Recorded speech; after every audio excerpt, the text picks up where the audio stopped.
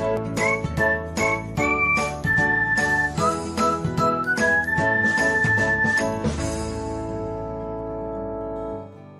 everyone, welcome back to another episode of Technologyglance.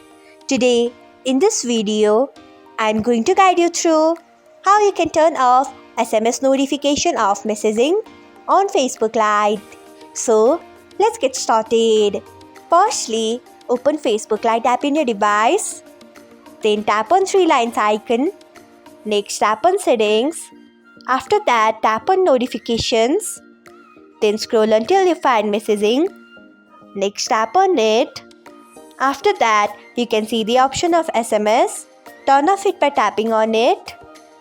So, this is how you can turn off SMS notification of messaging on Facebook Lite.